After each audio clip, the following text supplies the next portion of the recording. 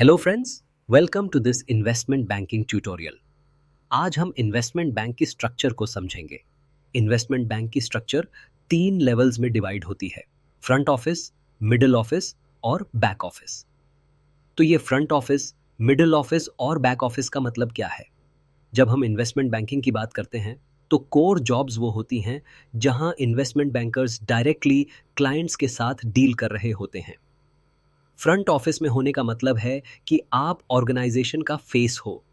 अगर आप क्लाइंट से डायरेक्टली डील कर रहे हो तो आप फ्रंट ऑफिस का हिस्सा हो।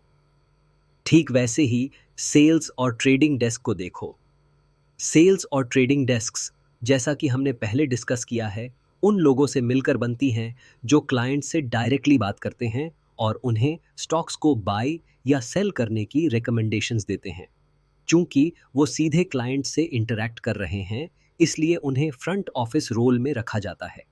इसी तरह रिसर्च भी फ्रंट ऑफिस का एग्जाम्पल है, क्योंकि ये भी क्लाइंट से डायरेक्टली इंटरैक्ट करते हैं और अपने एनालिसिस के बेसिस पर बाय या सेल की रिकमेंडेशंस देते हैं। हमने पहले भी देखा है कि रिसर्च, सेल्स और ट्रेडिंग कैसे मिलकर क्लाइंट्स को कन्विंस करने का काम करते हैं। तो ये फ्रंट ऑफिस का कॉन्सेप्ट है। अब मिडिल ऑफिस क्या होता है और इसमें कौन आता है? जब हम इन्वेस्टमेंट बैंकिंग स्ट्रक्चर की बात करते हैं तो risk management team middle office में आती है।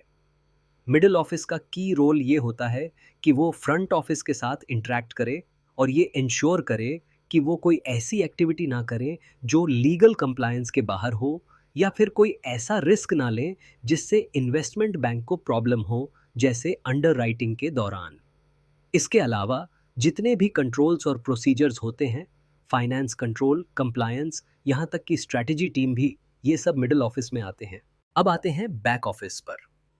बैक ऑफिस में वो लोग होते हैं जो क्लाइंट से डायरेक्टली इंटरैक्ट नहीं कर रहे होते। इसका एक एग्जाम्पल है टेक्नोलॉजी टीम, क्योंकि वो क्लाइंट से डायरेक्टली डील नहीं करते। किसी भी रोल को समझने के लिए ये सोचो कि क्या वो रियल क्लाइंट्स का सामना कर रहे हैं। अगर नहीं, तो वो मिडिल ऑफिस या बैक ऑफिस में आएंगे। इसी तरह ऑपरेशंस टीम, जो बिजनेस या इन्वेस्टमेंट बैंक के स्मूथ फंक्शनिंग में हेल्प करती है, उन्हें भी बैक ऑफिस एम्प्लॉयज माना जाता है। इससे आपको अब ये समझ आ गया होगा कि किसी भी इन्वेस्टमेंट बैंक की स्ट्रक्चर कैसी होती है और कौन सा फंक्शन किस कैटेगरी में आता है।